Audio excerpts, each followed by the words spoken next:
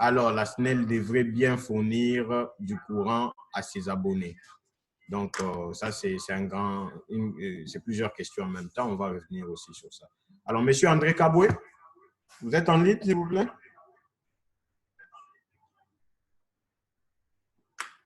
Allô?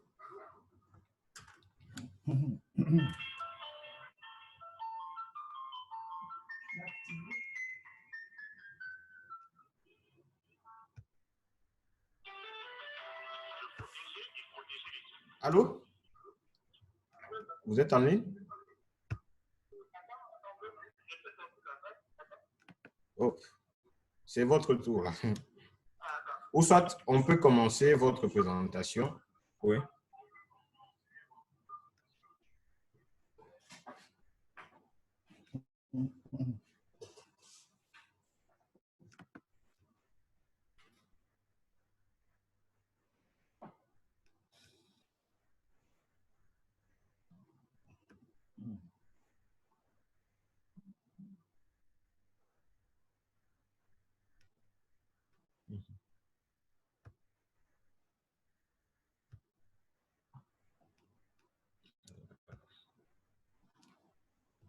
Toujours pas.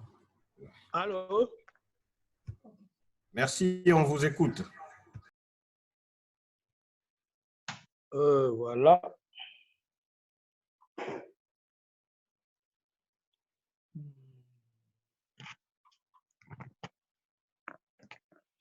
Ouais, je suis en ligne. Vous m'entendez?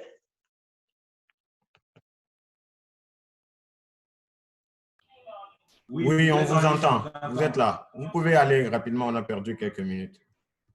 Ok, merci Monsieur Emmanuel, merci à la CORAP pour cette opportunité que vous m'offrez pour présenter ce sujet sur l'impact du COVID-19 sur l'accès pour tous à l'électricité. Alors, vous savez très bien que l'accès pour tous à l'électricité, aujourd'hui, nous la matérialisons surtout dans le concept du C4All, Sustainable Energy pour tous. Alors, je n'ai pas pu présenter je n'ai pas pu vous indiquer le plan de la présentation, mais on peut y aller déjà. Alors, en fait, vous pouvez passer au slide suivant.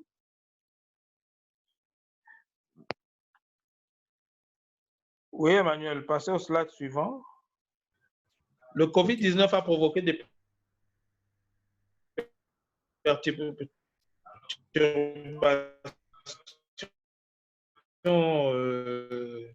dans le monde avec des systèmes de santé en difficulté, des milliards de personnes qui dépendent de l'électricité pendant qu'elles sont confinées à leur domicile. En fait, l'analyse que nous allons faire sur l'accès à l'électricité, c'est surtout au niveau de la santé et de l'assainissement, pour montrer combien des efforts doivent être faits justement dans ce domaine-là. Comment est-ce que nous devons nous adapter au COVID-19 pour vivre Alors, nous devons agir maintenant pour déployer des solutions qui peuvent fournir un accès à l'énergie vitale à ceux qui en ont le plus besoin. Les gens sont confinés chez eux, n'est-ce pas? Les services de santé fonctionnent avec, normalement, de l'électricité et les populations qui sont éparses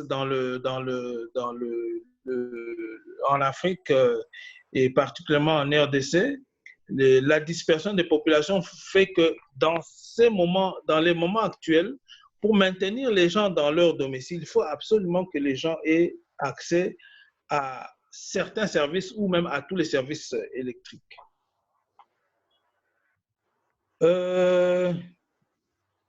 Comme on le dit, les services énergétiques sont essentiels pour prévenir les maladies et lutter contre les pandémies. Ça, c'est pour le... Mettez au slide suivant.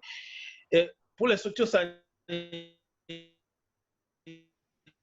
et pour l'approvisionnement en eau potable pour une hygiène essentielle. Donc, les services de santé qui sont effectivement pour les structures sanitaires telles qu'on nous voulons de le dire. Et ils le sont également à l'activation des communications et des services informatiques qui connectent les gens tout en tout en maintenant une distance sociale. Nous avons besoin des systèmes de communication pendant ces temps-ci et les services énergétiques sont importants pour l'activation de ces systèmes de communication et de ces services informatiques. Comme par exemple, nous faisons aujourd'hui, nous sommes en train de passer un webinaire sur le Covid et les services informatiques que nous utilisons ont eu besoin de l'électricité. Alors, pourtant, en Afrique, seulement 28% des établissements de santé bénéficient d'une électricité fiable et seulement 40% de la population est électrifiée. Les 2/3 des écoles n'ont pas non plus d'électricité fiable et l'enseignement à distance reste une aspiration lointaine. Ça, c'est la situation pour le moment. Donc, vous pouvez passer au slide. Dans le même temps, les effets du Covid devraient provoquer à la fois des pics, des chocs d'offres, donc des perturbations quant à l'offre, des demandes dans le secteur et mettre les systèmes énergétiques existants sous pression. Donc, les systèmes énergétiques qui existent sont sous pression parce que l'offre subit une discontinuité. Les conditions économiques rendent plus difficile pour les clients et les entreprises à faible revenu de payer leurs factures d'électricité, les menaçant de déconnexion. Donc, les conditions économiques des populations, les espaces de vie économique ont été carrément mis à l'arrêt. Je peux citer les hôtels, les restaurants, les compagnies d'aviation, les bars et tout ça, de telle manière que il devient difficile à ceux-là de payer leur facture électrique parce que ceux qui étaient connectés à l'électricité continuent de l'être, mais la facture aussi. Mais eux ne continuent pas à exercer leurs activités. Les services publics africains déjà sous pression financière peuvent avoir du mal à fournir des services de base. Les entreprises naissantes exploitant des mini-réseaux dans des zones rurales et fournissant des services solaires au réseau à une part croissante de la population africaine pourraient faire face à des difficultés financières, voire l'insolvabilité. Certaines des personnes et des entreprises les plus vulnérables d'Afrique risquent de plonger dans l'obscurité à un moment où l'accès à l'électricité est vital. Ainsi, tout cela exerce une pression budgétaire sur les gouvernements pour combler les lacunes. Tout comme les revenus baissent, les budgets sont particulièrement menacés par les exportateurs de pétrole comme le Nigeria,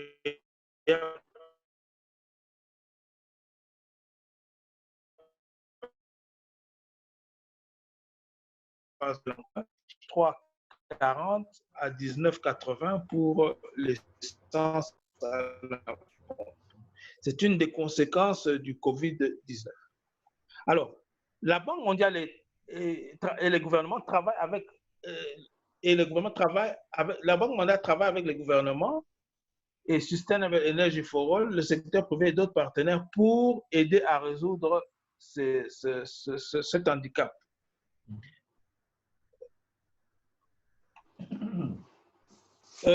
Les conseils techniques et financement des projets dans le cadre du Covid-19 comprennent des mesures pour réagir immédiatement et créer des conditions d'un rétablissement efficace.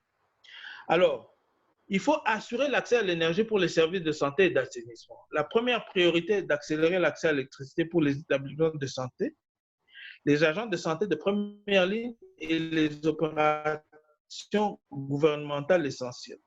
Donc, vous voyez par là que les systèmes solaires modulaires avec accumulateurs d'énergie à batterie peuvent être déployés rapidement dans les centres de santé ruraux, mal desservis, ainsi que pour le pompage et le traitement de l'eau pour assurer l'hygiène. Les systèmes solaires hors réseau sont plus propres, plus fiables et souvent moins chers que les générateurs diesel existants. Les interventions du secteur privé peuvent fournir des mini-réseaux, des systèmes hors réseau rapidement déployables aux hôpitaux, cliniques et aux autres institutions publiques essentielles pour améliorer la fiabilité ou fournir un nouvel accès. Il faut se concentrer sur les consommateurs d'énergie les plus pauvres et les plus vulnérables. Les gouvernements doivent travailler avec les services publics et les fournisseurs de services hors réseau pour éviter les fermetures dues au non-paiement et proposer des plans de paiement flexibles. Le soutien financier externe peut comprendre des dérogations pour atténuer la perturbation des services pour les ménages et les institutions essentielles. Les régimes de protection sociale pourraient être étendus pour fournir un filet de sécurité aux ménages les plus pauvres. Alors, il faut soutenir les services publics et les fournisseurs d'électricité essentiels pour assurer la continuité des services. Cela peut inclure la fourniture d'un soutien financier d'urgence pour les services essentiels, le maintien des environnements de travail aseptisés, le stockage de pièces de rechange et la fourniture de tests et d'équipements de protection au personnel des services publics. Il peut également s'agir d'aider les services publics à surveiller, à soutenir les réserves de trésorerie ainsi qu'à contribuer au financement des opérations et de la maintenance. Le soutien externe peut également aider à surveiller les accords d'achat d'électricité pour éviter la résiliation des contrats avec les producteurs d'électricité indépendants. Des prêts et des financements pourraient être accordés aux fournisseurs de services mini-réseau et au réseau pour conserver. Alors,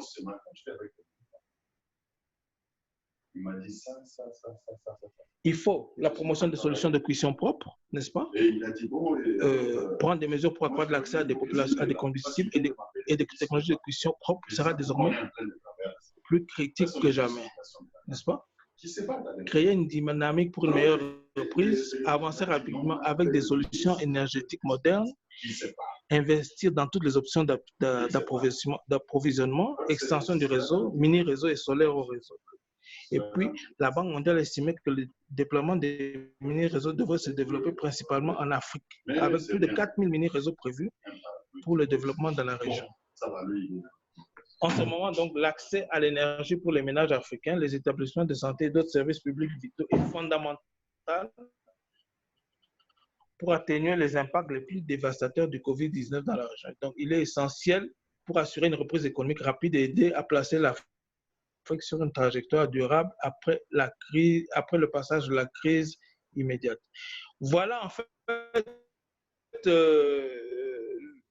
la quintessence de la présentation que j'avais à faire aujourd'hui, me consacrer essentiellement sur les services de santé et l'assainissement, l'approvisionnement en eau potable et tout ça. Donc, il faudrait absolument une adaptation à toutes les conséquences qui pourraient provenir de COVID-19 et les solutions au réseau sont les plus adaptées, n'est-ce pas, à faire que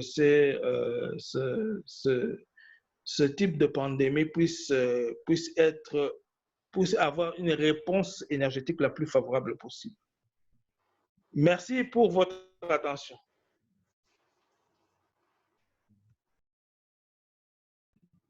Merci beaucoup, M. Kaboué.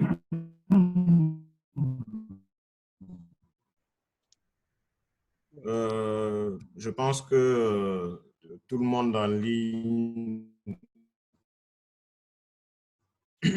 a suivi la présentation.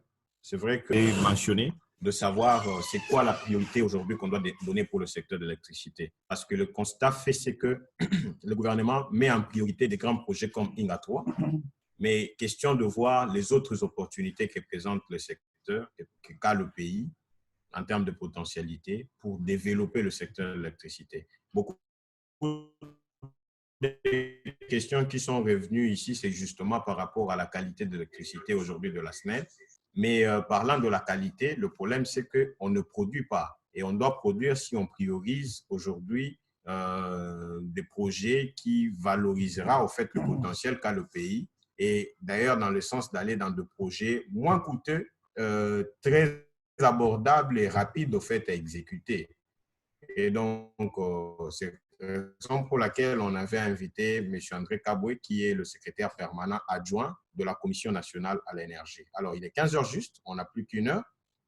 À présent, je vais remettre la parole à Mme Perrault Gabi, qui va animer cette session des échanges. Pour rappel, on a dit qu'on aura tout au plus 10 personnes, qui auront 3 minutes à poser des questions. C'est vrai qu'on va aussi capitaliser les questions posées dans la conversation, de sorte qu'à temps qu'on puisse clôturer ce webinaire. Merci, Madame Perrault, vous avez la parole. Oui, merci beaucoup, madame.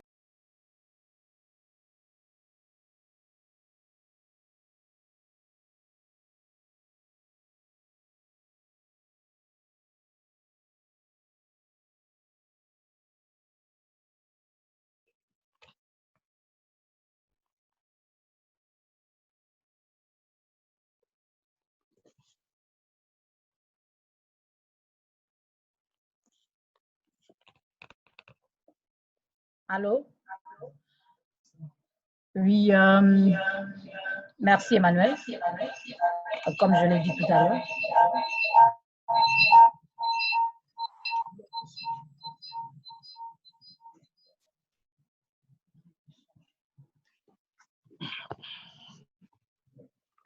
Oui, comme nous l'avions dit précédemment, il y a au bas de votre écran une main levée. Les personnes qui auront besoin de poser des questions pourront cliquer sur la main. Ça nous permettra de pouvoir avancer. Nous avons 1 heure du temps. Sans plus tarder, nous allons accorder la parole à la première personne qui va se lancer. La première personne qui va se lancer pour poser la question. Vous allez désigner la personne à qui vous voulez poser la question, soit c'est M. André Kaboué, soit M. le directeur Kabasele ou alors M. Justin Moboum. Nous accordons la parole aux participants. Et en attendant que les participants puissent commencer, il y a d'autres questions qui étaient déjà posées. La première question était à l'endroit de M. le directeur Kabasele. Je lis la question. Qu'est-ce qui a limité la SNEL à multiplier en partenariat avec ses partenaires d'appui? Oui, les questions, vous pouvez les lire directement sur l'écran. Qu'est-ce qui a limité ou qui a empêché la SNEL à pouvoir nouer des partenariats avec le PNUD de la Banque mondiale pour d'autres projets de mini-barrages afin de desservir la ville de Kinshasa? Alors, en attendant que le directeur note la question, on prend le premier intervenant, c'est M. Didier. Vous avez la parole pour poser votre question. Oui, merci beaucoup. Moi, c'est M. Didier Kouindama. Vous me recevez? Allô? Oui. J'adresse ma question à M. Justin Mobomi. Oui. Il nous a parlé de mode d'évaluation pour que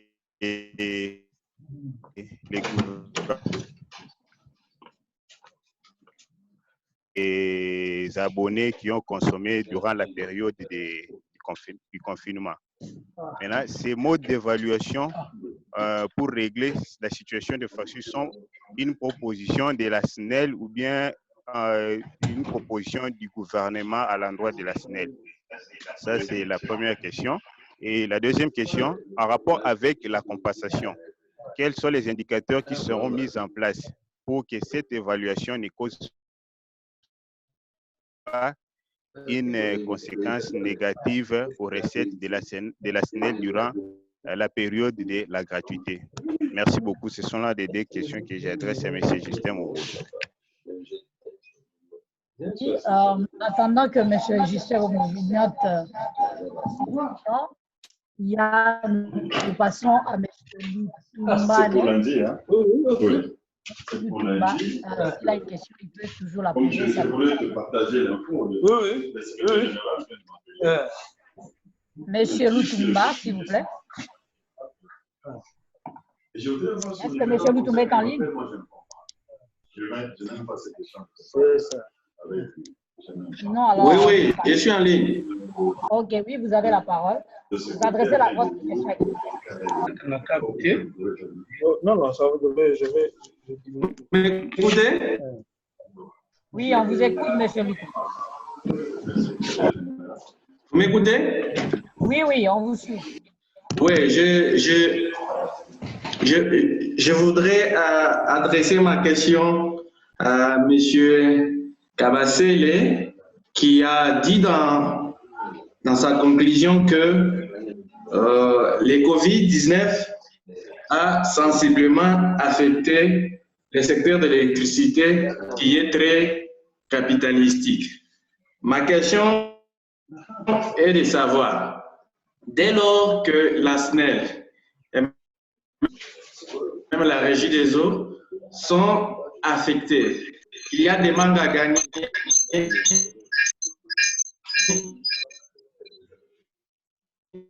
qui sont enregistrés. comment c'est assurer les services comme si de rien n'était? Oui. Comment ces sociétés pourront-elles assurer leur qualité de service dès lors qu'on sait qu'ils enregistrent des manques à gagner dans la fourniture de leurs services?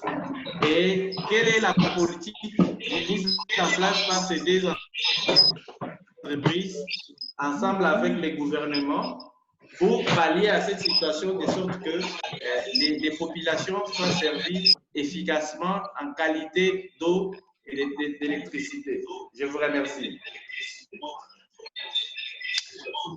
Ok.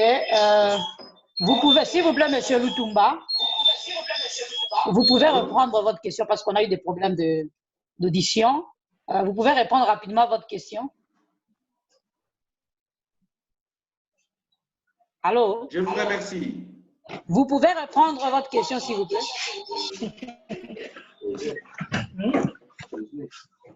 Allô? Oui, d'accord. Allô? Monsieur Lutumba, vous nous suivez? Ok. Je ne sais pas que nous allons prendre la dernière personne qui est en province. S'il y a une personne qui est en province qui veut poser la question, elle peut la poser comme ça. On va permettre à nos intervenants de pouvoir répondre au premier palier des questions qui leur ont été posées. S'il y a quelqu'un qui est en province, parce que j'estime que la question d'accès à l'électricité est assez importante aussi en province. Nous avons vu tout à l'heure avec les intervenants que c'est seulement 1% de la population a l'accès à l'électricité en province ou dans les milieux ruraux, en fait, c'est pratiquement 1%. Et je pense que nos collègues qui sont en province sont mieux placés pour pouvoir nous en parler. Est-ce qu'il y a quelqu'un qui est en province qui a une question ou une intervention par rapport à cela? Alors, si nos amis en province ne sont pas encore prêts, nous pouvons passer la parole au directeur Kabasele. Merci beaucoup, madame. La première question était de savoir quelles sont les contraintes auxquelles font face la SNEL, parce que le constat qu'il y a est qu'il y a plus de coupures maintenant pendant cette période alors qu'il y a gratuité.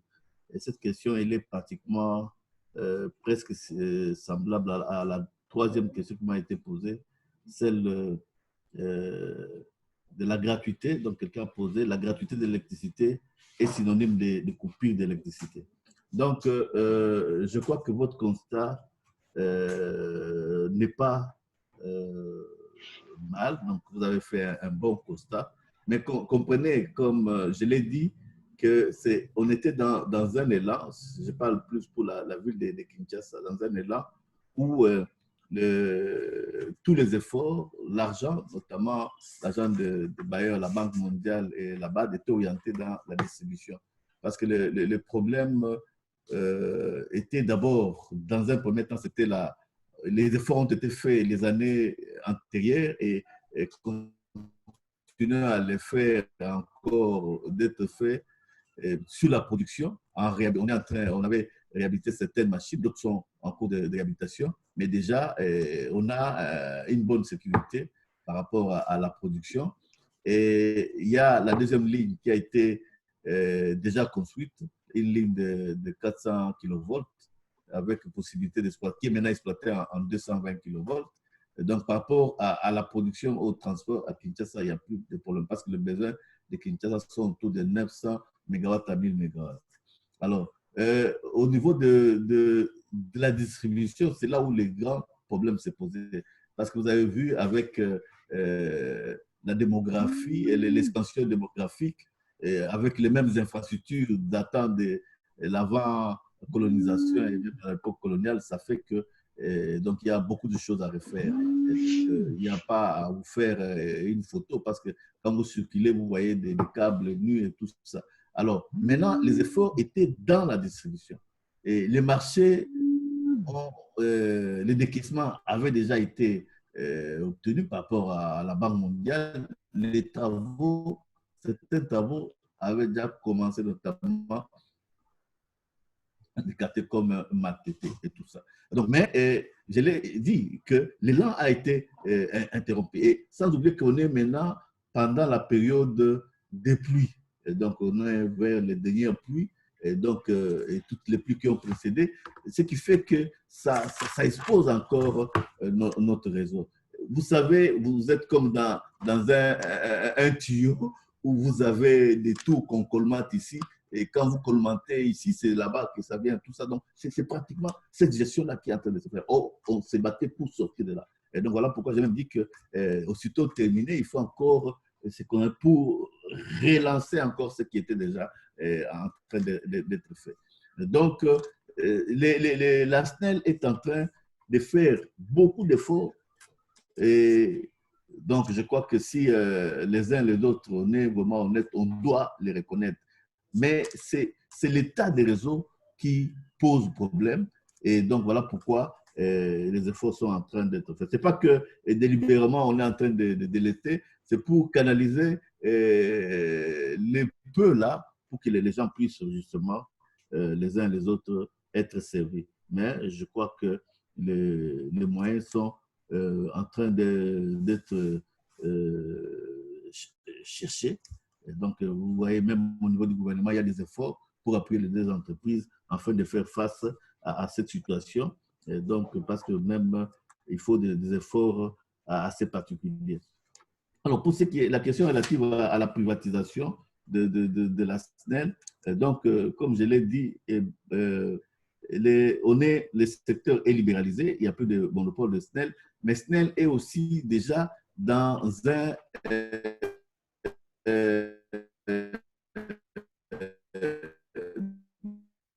pas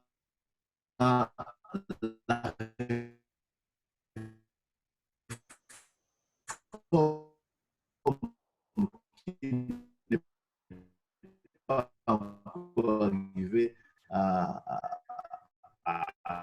sa fin. Vous vous souvenez, en 2009, l'État tous les secteurs marchands. Et donc, c'était tout que ce soit sur le plan technique et sur le plan financier, pour l'autre part devait être ouvert. Si on doit ouvrir les actions, il faut que ce soit pour une entreprise qui soit viable sur le plan financier et sur le plan technique. Donc, c'est pour dire que au bout de du processus de réforme de la SNEL, qu'on pourra arriver à la privatisation, parce qu'on ne peut pas arriver à privatiser, mais aussi, comme je l'ai dit, il y a segmentation, il y a la production, le transport, la distribution. Donc, l'État pourra se décider. Est-ce qu'il faut qu'il privatise tel fragment? Au jour d'aujourd'hui, on ne peut pas commencer à spéculer, mais je pense que c'est là où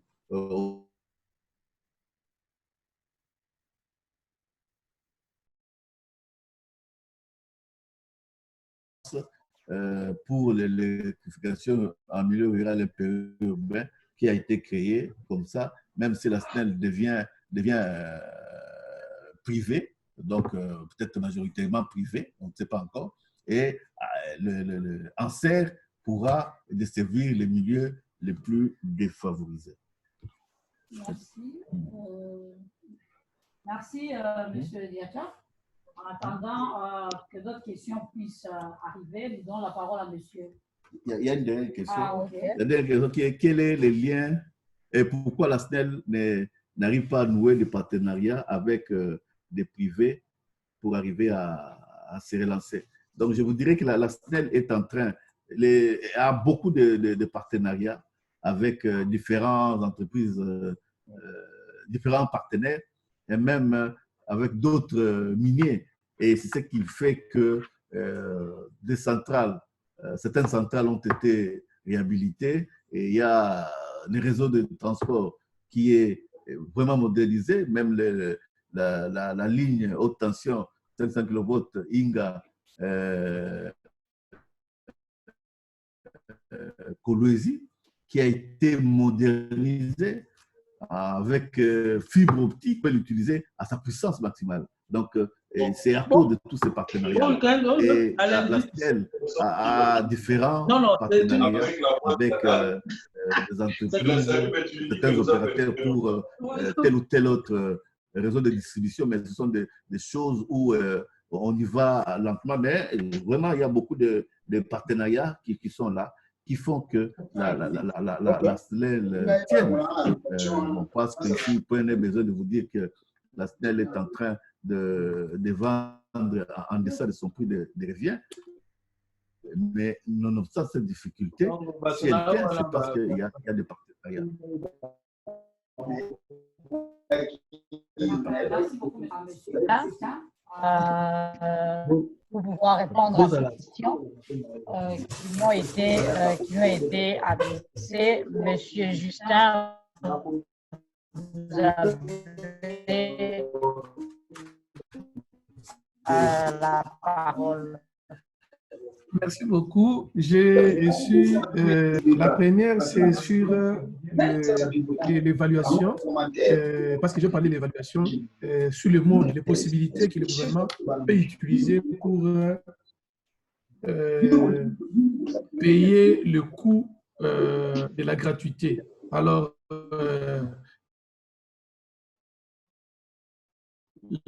Monsieur Dudé me demandait si c'était des propositions de la SNEL. La parole a été, le gouvernement était beaucoup plus à l'écoute de la SNEL. C'est-à-dire écouter la SNEL. Quelles sont les difficultés auxquelles la SNEL est confrontée par le truchement de cette mesure de la gratuité. C'était à la SNEL de présenter des voies de sortie au gouvernement. Et parmi les voies de sortie, la SNEL a présenté ces deux voies. La première, c'est du côté de la compensation. Et la deuxième, c'est du côté de ces statistiques en rapport avec les clients basse tension domestique et les clients de moyenne tension. Bon, la deuxième question, c'est en rapport avec les statistiques, les indicateurs. Malheureusement, je n'ai pas d'indicateurs. Je ne sais pas si l'éditeur capacité peut avoir des indicateurs d'évaluation pour la compensation, mais personnellement, je n'en ai pas.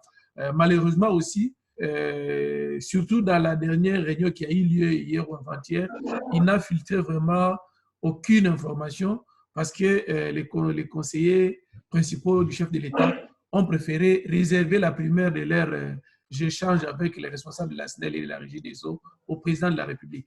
Peut-être que dans les jours qui viennent, nous aurons des mesures d'application tout à fait claires sur ce que fera le gouvernement pour aider la SNEL à supporter le coût et à continuer à assurer les services de l'électricité pendant cette période de COVID-19. Voilà les réponses que je peux donner. Merci beaucoup, M. Justin. Avant de partir, vous, en tant que société civile… Je pense que vous venez d'évoquer un élément assez important sur les éléments, les indicateurs d'évaluation sur soit la compensation ou alors le paiement de la facture. Est-ce qu'en tant que société civile, vous ne pensez pas que c'est une piste pour vous de pouvoir demander à la SNEL de pouvoir partager avec la société civile les éléments des indicateurs d'évaluation, parce que c'est quand même une enveloppe assez importante. Il y a d'autres questions qui vont aussi dans ce sens. Quelle est l'enveloppe exacte que le gouvernement devrait payer pendant cette période? Je pense que le là, c'est question de voir comment vous, société, vous demandez à la SNEL de pouvoir partager avec vous et pouvoir suivre Nous continuons. Merci, monsieur. Nous continuons avec les questions. Je pense que notre collègue avait noté certaines questions qui nous viennent de nos collègues. Je prends la question de M. Christian Mouyaya. Il dit que c'est adressé au directeur Kabasele. Il dit ceci. Parlant du cas de courant prépayé, pour le cas par exemple de Gassani, où il a observé que les ménages sont obligés de payer les frais pour acheter les câbles qui sont arrivés, alors que les ménages qui sont des usagers de la SNEL payent les factures que la SNEL leur donne. Comment expliquer que les ménages sont obligés de pouvoir couvrir les frais d'achat des câbles alors que les ménages payent? Ça, c'est la première question qui est adressée à M. le directeur. Il y a une autre Deuxième question, ça c'est ma question à moi. Monsieur le directeur, je pense que le cas de COVID-19 n'est qu'une prélude des catastrophes éventuelles qui peuvent survenir dans le pays. Est-ce que la SNEL a un plan d'intervention en cas de catastrophe naturelle ou en cas de maladie, etc., pour couvrir toute cette population qui auront accès aux services de la Chine? Est-ce que vous avez un plan d'intervention dans les cas de catastrophes, dans les cas de ce genre? Bien, la SNEL travaille à vue ou bien il y a vraiment un plan d'intervention? S'il y en a, est-ce qu'il y aura possibilité de pouvoir, ne serait-ce que partager la synthèse de ce plan avec la société civile? Alors, il y a un autre collègue qui a une autre question. Oui, toujours dans la même dynamique. On est en train de récolter les questions, collecter les questions posées dans la conversation. Je note deux, parce qu'il y en a plusieurs. Il y a une personne qui veut savoir sur comment est-ce que la SNEL pourra-t-elle assurer la qualité de l'électricité qu'elle fournit, malgré qu'elle est impactée par COVID-19. Ça, c'est une question qui a été posée. Une autre, on veut savoir sur comment est-ce que les autres coins qui ne sont pas, les autres coins du pays, qui ne sont pas couverts par la SNEL, bénéficieront-elles de cette mesure de gratuité de l'électricité. Il y a des points comme Bounia, par exemple, où ce n'est pas la SNEL qui dessert. Maintenant, comment est-ce que ces gens peuvent aussi bénéficier, n'est-ce pas, de ce qu'on appelle, de cette mesure de la gratuité de la fourniture à l'électricité pour les 2 mois passés et pour les 2 mois avril et mai. Voilà, donc on va vous laisser répondre, M. le directeur, et en même temps, on va collecter d'autres questions. Merci encore pour cette attention. Donc, pour ce qui est de l'intervention des clients dans l'achat des câbles, donc, je pense que là, ce sont des mauvaises pratiques qu'il faut bannir. Mais je ne pense pas que ce soit la SNEL qui pousse les gens à le faire de cette façon. Parce que déjà, le mode de prépaiement a beaucoup de contraintes. Parce que pour arriver justement à faire bouger les lignes, il faut que les préalables soient là. Donc, il faut que vous ayez un réseau qui soit assaini, mais qui vous ayez aussi de l'énergie. Donc, à Kimanseke, avec le nouveau poste de Kimanseke, fait qu'on puisse, on a la possibilité de rayonner dans toute cette zone là-bas. Donc, les travaux d'expansion sont en cours. Alors, mais je pense que, comme je disais, par rapport au achat de câbles, ce sont des pratiques qu'il faut bannir. C'est-à-dire que si vous avez une panne, vous le faites savoir aux fournisseurs et à ce moment-là, les fournisseurs ont tout intérêt à venir intervenir. Mais aussi, vous savez comment nos quartiers sont régis. Donc, il y a souvent des jeunes malins qui se font déjà passer comme des agents de SNEL. Il y a d'autres qui ont même parfois des clés de cabine et qui interviennent parfois à l'insu de SNEL. Donc, moi, je pense qu'il faut s'il y a des gens comme ça, il faut les dénoncer. Mais en toute responsabilité, c'est la SNEL qui a intérêt à pouvoir justement remettre l'énergie. Parce que sinon, si il n'y a pas de réseau, les gens ne vont pas venir acheter. Parce que ça, c'est différent des post-pay. Ça, c'est vraiment, il faut absolument que les câbles soient établis. Alors, par rapport à la deuxième question sur le plan d'intervention en cas de catastrophe, je crois qu'ici, il faut connaître que ça, c'est vraiment une situation assez exceptionnelle qui nous est arrivée. Et donc, je crois que c'est ce qui va permettre aux gens de commencer à anticiper. Parce que je crois que dans différents secteurs, vous avez vu même au niveau de secteurs de santé, comment les efforts sont en train d'être faits et comment les gens se sont rendus compte qu'il y avait vraiment de gros efforts à faire. Donc, je crois que c'est là aussi et les cas dans les secteurs tels que le secteur de l'électricité où nous devons réfléchir justement à pouvoir être apte à intervenir à des cas qu'on ne peut pas s'imaginer et comme ça. Donc, par rapport à ce que, de savoir si la SNEL a un plan d'intervention en cas de catastrophe, bon, je ne suis pas très sûr, mais bon, je ne peux pas confirmer à la place de la SNEL. Mais je voulais juste vous faire remarquer que c'est quand même une situation assez particulière et qui ne vient pas assez souvent, mais qui a donné quand même matière à réfléchir, et même nous, en tant qu'agents de l'État, pour pouvoir justement pousser à ce qu'il y ait des instruments comme ça pour pouvoir être capable justement d'intervenir à des moments assez atypiques. Alors, ici, on dit comment la SNEL va-t-elle, la troisième question c'était que comment la SNEL va-t-elle s'organiser, du moins arriver à gérer cette gratuité. Alors, je vous dis que c'est le gouvernement, vous avez vu, vous-même vous avez parlé des réunions au ministère des Ressources hydrauliques et l'électricité, dirigé par les ministres lui-même, donc les ministres d'État, mais aussi au niveau de la présidence, aussi poursuivre la mise en œuvre de cette mesure. Mais donc, c'est pour dire que les gouvernements est conscient que ces entreprises vivent des moments difficiles, parce que vous soyez dit en passant que même au niveau des gros consommateurs et tout ça, qui font qu'il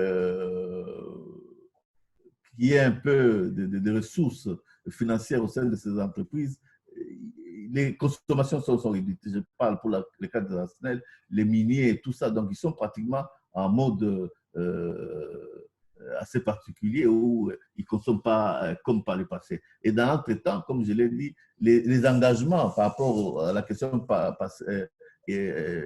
précédente sur les partenariats amènent des engagements, notamment les engagements financiers. Vous verrez que dans la plupart des cas, il y a certaines recettes qui sont nanties à gauche, à droite, pour arriver à faire face à certains engagements qu'on aurait pris.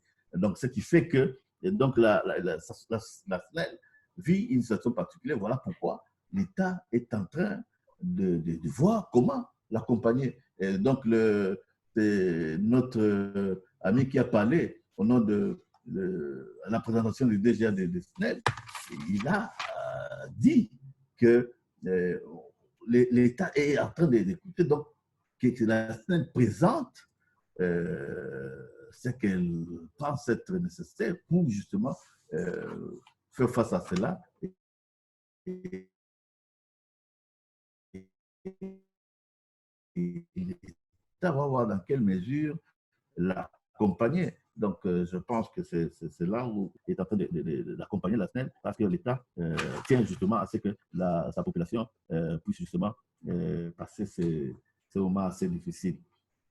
Alors, par rapport aux autres coins qui ne bénéficient pas encore de la gratuité, donc là aussi, les choses sont en train de s'organiser donc pour arriver à identifier quels sont les fournisseurs qui sont dans ces coins-là et tout ça, comment organiser. Déjà pour SNEL et Régie des eaux, c'est facile parce qu'il y a certains rapports assez poussés avec l'État. Mais alors pour les autres coins, comme souvent c'est le cas des entreprises privées, donc l'État va essayer de voir. Donc on est en train de chercher à avoir des éléments.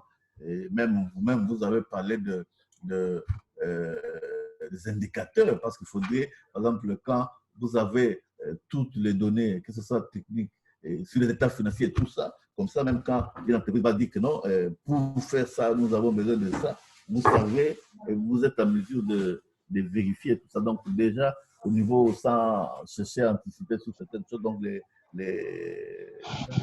ministères est vraiment sur ça. Donc je pense que dans les jours à venir, donc cela pourra être rendu. Merci beaucoup, monsieur le directeur. On continue avec la série de questions. Oui, monsieur Manuel, vous avez une autre série de questions. Oui, il y a d'autres questions qui sont posées là.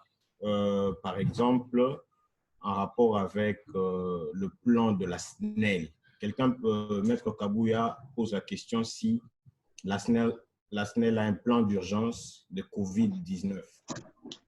après la maladie, est-ce qu'elle pourra s'en sortir? Je pense que c'est la même question qui va dans le sens du gouvernement aujourd'hui. Est-ce que le gouvernement a un plan après Covid? Parce qu'il y a ce risque que, par exemple, cette mesure de la gratuité de l'électricité, si seulement le gouvernement ne disponibilise pas des fonds à l'endroit en direction de la SNEL et de la Régie des eaux, après cette pandémie, la SNEL risque d'avoir de gros problèmes par rapport à son budget ou à son fonds pour le fonctionnement. Donc,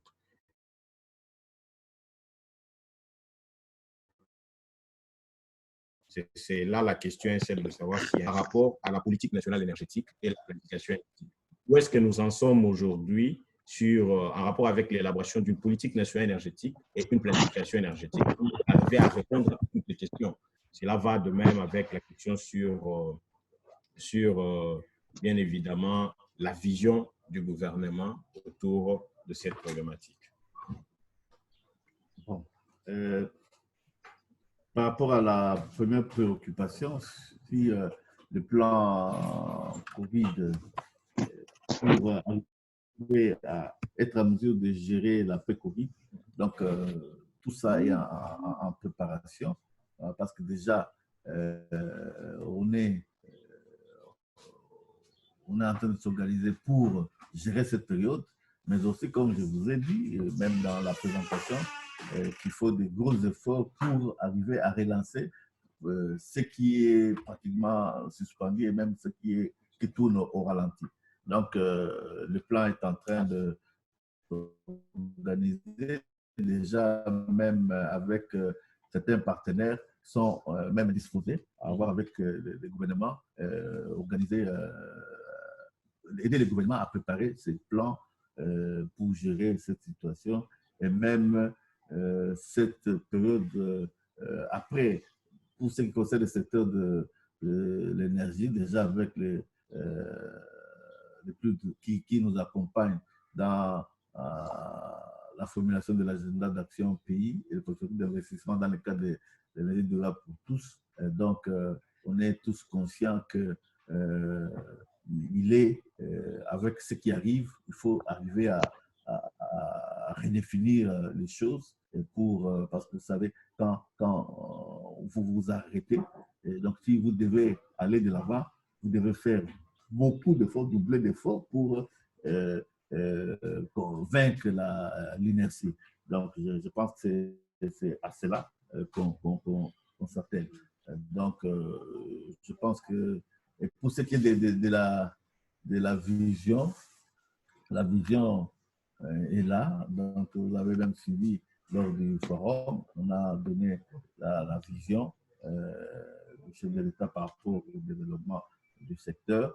Mais pour ce qui est de la planification, je veux dire qu'on était en train de préparer cela parce que pour éviter de naviguer à vue, avoir des productions en moyen et long terme, et très long terme, c'est dans les soucis même qui est imprimé dans le PNSD. Donc, c'est dans cette la planification à moyen et long terme. Donc, et ce travail-là est pratiquement suspendu parce que pour ce qui concerne les consultants, et tout déjà, mais bon, avec ce qui arrive, donc il faut attendre.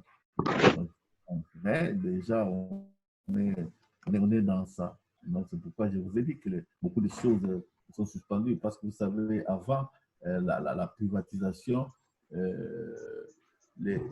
on évoluait avec le plan directeur de SNEL et tout ça. Mais maintenant, parce que c'était l'instrument de politique du gouvernement en cette matière. Mais maintenant, comme le secteur est libéralisé, le ministère a repris tout le pouvoir par rapport au développement du secteur. Donc voilà pourquoi un instrument devrait être produit. Donc ça, c'est là qu'on s'appelle. Merci beaucoup, M. Guettin. Nous donnons la parole à M. André. Oui, M. André. Allô?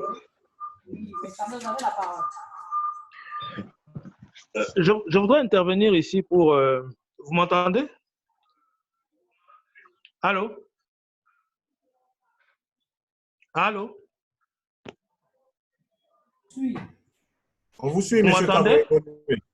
Ouais, je voudrais intervenir ici pour que l'assistance se rende, enfin, puisse s'intérioriser le fait que nous sommes dans notre système énergétique avec la SNEL comme principal opérateur. Vous connaissez vous-même l'état dans lequel est la SNEL. C'est comme si vous demandez à quelqu'un qui a une fracture de pouvoir courir. La personne qui a une fracture ne peut que marcher lentement à son rythme et on lui demande de courir. C'est pourquoi justement certaines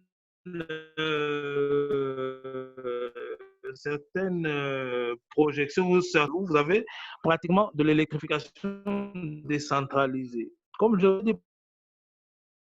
pour le Covid-19, la principale cible ici, ce sont les centres de santé et les centres d'assainissement. Donc, qu'est-ce qu'il faut justement pour le... Vous avez tous les centres, tous les hôpitaux, par exemple, de référence. Tous les hôpitaux de référence doivent être alimentés en énergie électrique. Mais nous savons très bien que le réseau de la SNEL ne permet pas à tous les hôpitaux de référence d'alimenter les... C'est une vérité à ce moment-là. Donc, nous ne pouvons pas, à l'heure actuelle, pouvoir demander à la SNEL plus que ce qu'elle peut donner. Ce qu'il faut que l'État fasse, c'est en fait encourager l'électrification décentralisée et éviter que certains bénéficiaires sensibles puissent se retrouver sans fourniture d'énergie électrique dans les cas des pandémies telles que le coronavirus ou bien comme l'Ebola et ce genre de choses. Il ne faut pas effectivement que ces bénéficiaires puissent se retrouver dans ce cas-là. Donc, la SNEL fait un effort par rapport à ce qu'elle est devenue maintenant, mais demander à la SNEL un plan pour le Covid-19, c'est, je pense, demander beaucoup trop à la SNEL. Parce que déjà, l'accès, en général, est difficile. Ce que nous devons demander au gouvernement, c'est de multiplier les stratégies pour faire en sorte que l'électrification hors réseau soit dispensée. C'est ça qui va aider à répondre à certaines contraintes des pandémies telles que le coronavirus. Donc, l'électrification hors réseau, il faut absolument qu'elle soit hydraulique, qu'elle soit solaire, qu'elle soit de n'importe quelle origine, mais demander que l'État puisse accentuer cette fête d'électrification au réseau. Et c'est ça qui est prôné par notre stratégie dans le CIFOR, dans Sustainable Energy for All. C'est effectivement le haut réseau est mis en évidence par rapport à l'extension, au projet d'extension du réseau. Donc c'est ça que je voulais apporter comme précision pour le plan, un hypothétique plan qui peut subvenir pour, n'est-ce pas, parvenir à contrer les effets du Covid-19. Quant à l'effet de la gratuité sur la consommation, en fait, la gratuité sur la consommation d'énergie électrique et d'eau potable, c'est la gratuité pour tous les fournisseurs et tous les services qui fournissent de l'énergie électrique en réseau et de l'eau potable. Donc, il n'y a pas que la SNEL qui est considérée. Il peut y avoir Électricité du Nord Kivu, il peut y avoir Virunga là-bas, vers Goma là-bas, n'est-ce pas? Tous ces services-là devraient normalement faire, parce que c'est une contrainte, c'est une invective, une instruction gouvernementale. Donc, elle ne concerne pas nécessairement que la SNEL, mais elle concerne les autres opérateurs aussi. Voilà ce que je voulais apporter comme précision.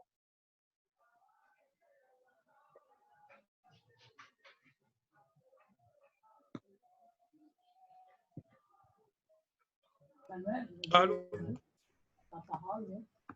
Merci beaucoup, M. Kaboué. Alors, peut-être avant qu'on chute, parce qu'il nous reste 20 minutes pratiquement, on va encore une fois de plus présenter deux autres questions qui sont posées, notamment M.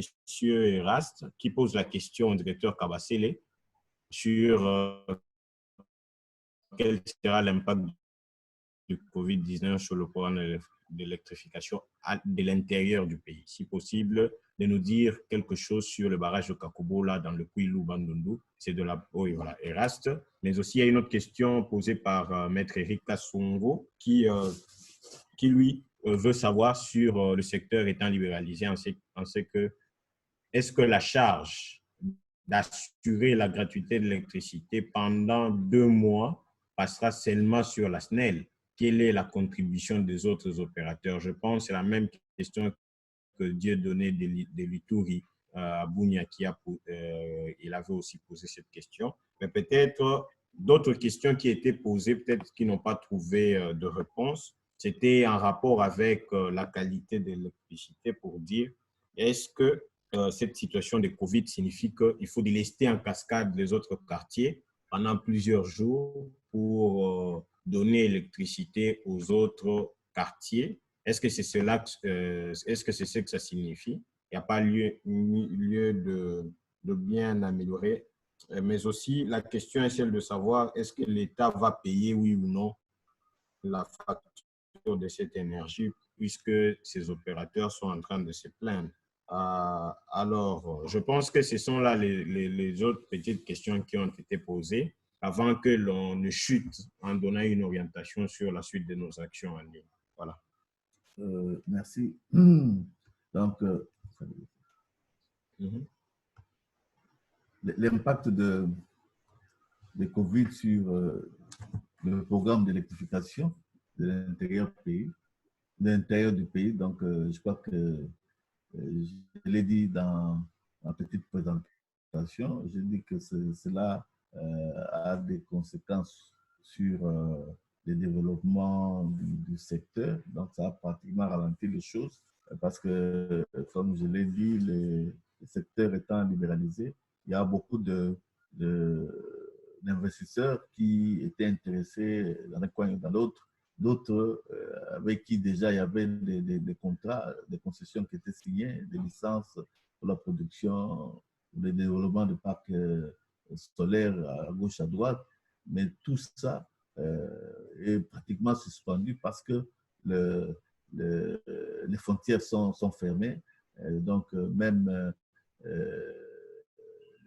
le monde a pris pratiquement une récession, ce qui fait que mobiliser les financements va devenir assez difficile.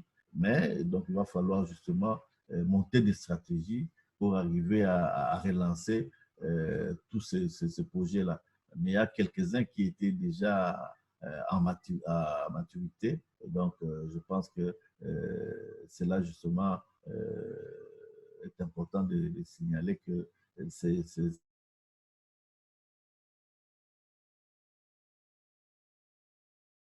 alors, pour ce qui est de questions par rapport au projet de Kakobola, donc je crois que vous êtes à Kouilou, cela n'est pas un secret pour vous. Vous savez déjà que la centrale elle-même est déjà construite et on avait même fait déjà les essais à vide. Maintenant, donc il reste à déployer les lignes. Par rapport à la construction des lignes, les marchés étaient déjà conclus, l'opérateur retenu. Et donc, les études étaient finies et on était au niveau de l'histoire sur les études des sols avant de commencer à implanter les pylônes et tout ça. Donc, et pour le moment, d'ailleurs, je peux vous dire qu'il y a les coordonnateurs de GCK, donc, qui gère le projet Katene Kakobola, qui est même encore en Inde avec un de son collaborateurs, toujours dans le cadre de lancer le projet Katene Kakobola. Donc, je pense que c'est un projet qui va vite être relancé parce que déjà, on était tous les financements qui manquaient pour les lignes étaient obtenus et le marché était déjà lancé et attribué même. Donc, je crois que c'est ça ce que moi je demandais comme question. Oh, merci beaucoup, monsieur.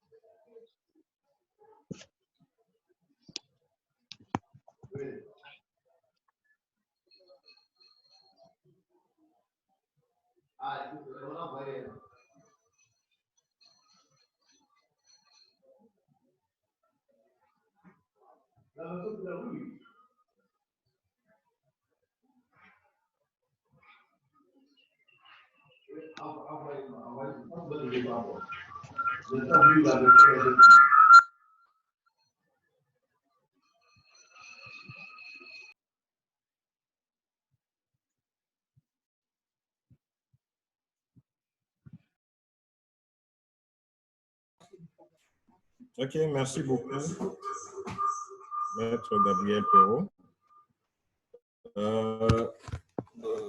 Voilà, donc là, on est en train de chuter avec notre conférence. Je pense qu'il est pour moi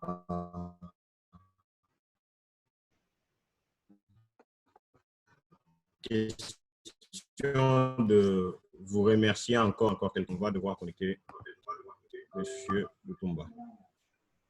Oui, vous avez la parole. Oui, je voudrais demander si c'est possible que nous puissions avoir toutes ces présentations-là dans nos adresses mail. Oui, il est possible que tout le monde, parce que vous vous étiez fait enregistrer, je pense, si vous n'aviez pas rempli le formulaire qu'on avait lancé en ligne pour identifier les participants, n'oubliez pas de nous laisser un mail ou un message comme voilà, votre adresse mail pour nous permettre de répondre à votre préoccupation. Donc, on va envoyer à tout le monde les deux présentations, les deux PowerPoints qu'on a défilés ici. Voilà, donc pour cela, il n'y a pas de problème. C'est vrai qu'il y a eu beaucoup de questions qui étaient posées. Il y a eu des interactions en ligne. Nous, on a fait que transmettre les questions aux personnes indiquées qui devaient nous répondre, notamment le directeur Kabasele, qui est directeur chef des services au ministère de l'électricité, mais aussi Monsieur André Kaboué, qui est secrétaire permanent adjoint de la Commission nationale de l'énergie. Alors, je prends la parole maintenant pour vous donner les perspectives d'avenir par rapport à cette action qu'on venait d'organiser. Comme vous tous, vous le savez, avec la problématique du COVID-19, toutes les activités souffrent aujourd'hui, au fait. Carrément, le monde est pénalisé. On ne sait pas avancer normalement comme c'était le cas auparavant. Mais là, il est question qu'on puisse s'adapter parce que la maladie, elle est là, mais la vie continue. C'est-à-dire que même nos activités, nos actions doivent continuer vu que nous sommes en train de militer pour la bonne cause. Et donc, par rapport à cela, il y a tout un programme qu'on a mis en place pendant cette période de travailler. On s'adapte aussi à ce système qu'on appelle téléconférence. Donc, on a prévu quelques actions, notamment des conférences en ligne. On en a planifié 2. Justement, après cette réunion, il y aura une autre réunion qui vous sera communiquée dès la semaine prochaine. On va la programmer, où on va parler du projet INGA 3. Comme vous tous, vous le savez, le projet INGA 3, c'est un des grands projets sur lequel le gouvernement compte parce qu'on estime qu'il peut sauver l'Afrique ou qu'il peut donner de l'énergie en RDC et au-delà en Afrique.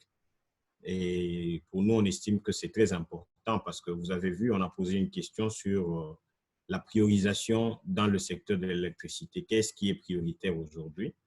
Mais je l'ai mentionné un peu au début que le constat que nous avons fait de l'extérieur, parce qu'on n'est pas du gouvernement, c'est que beaucoup plus des efforts sont fournis, sont mis, n'est-ce pas, sur le développement du projet Grand Inga, alors qu'à côté de Grand Inga, si seulement le gouvernement se permettait de mettre en place une politique cohérente, une planification cohérente, cela pourra aider le pays à développer différents projets et qui seront bénéfiques, n'est-ce pas, pour la population congolaise. Parce que aujourd'hui, nous avons beaucoup d'exemples qui n'ont pas demandé beaucoup de moyens, de beaucoup d'argent au gouvernement, au privé ou comme au gouvernement. Par exemple, la construction du barrage de Matebe à Virunga.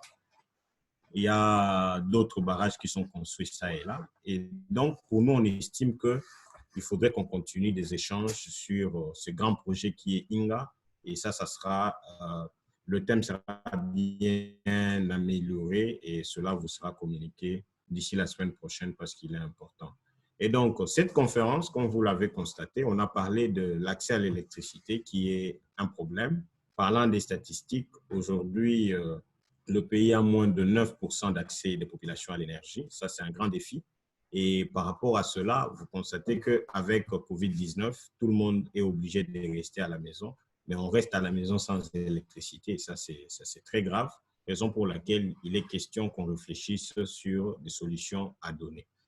Alors, à l'occasion, je vais demander à tous les participants, parce que déjà les interactions se sont bien passées à travers les plateformes de conversation qui sont prévues par Zoom.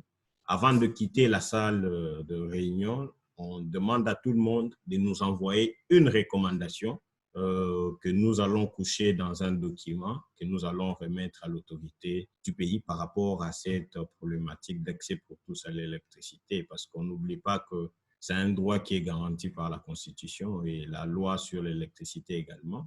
Et donc, ce qui fait qu'il faudrait qu'on exige que nos droits soient respectés et dans le bon sens.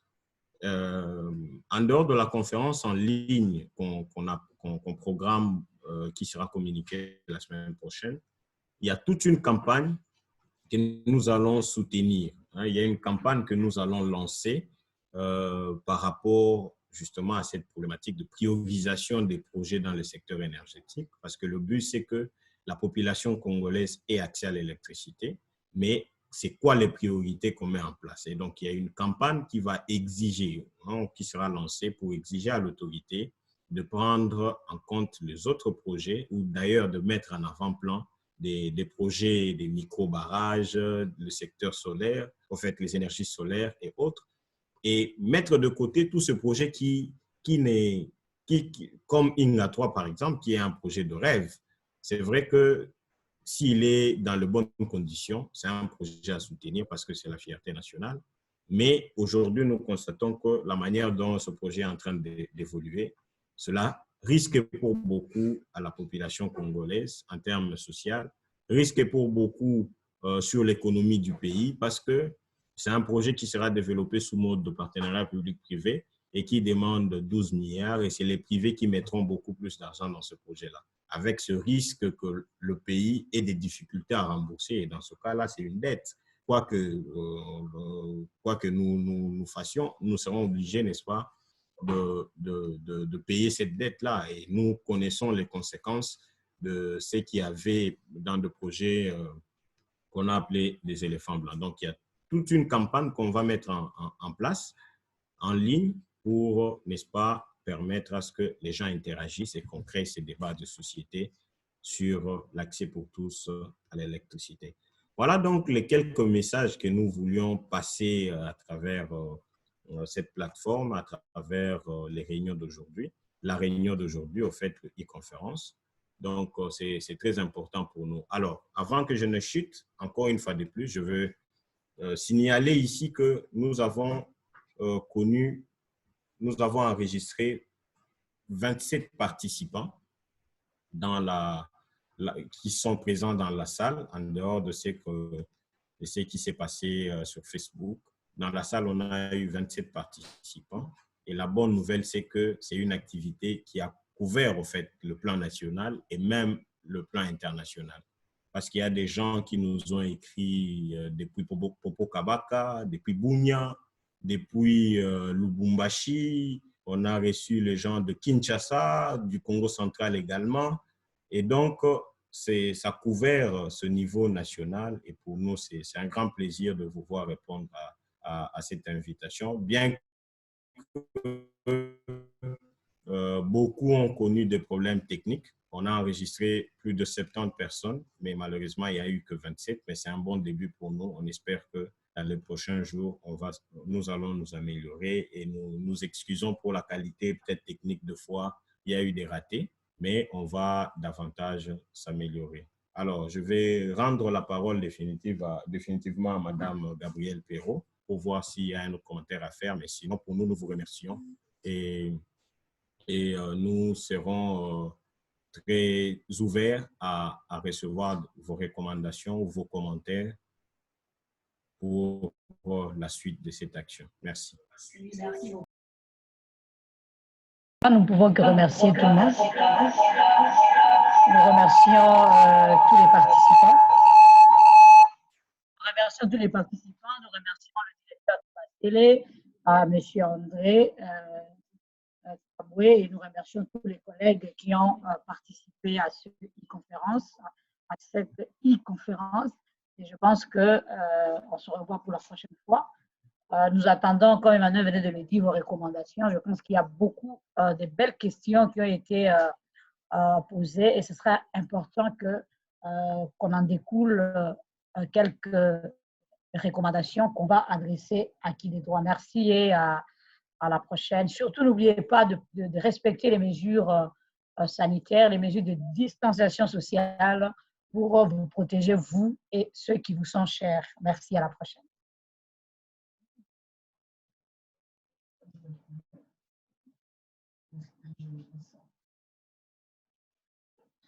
Thank you.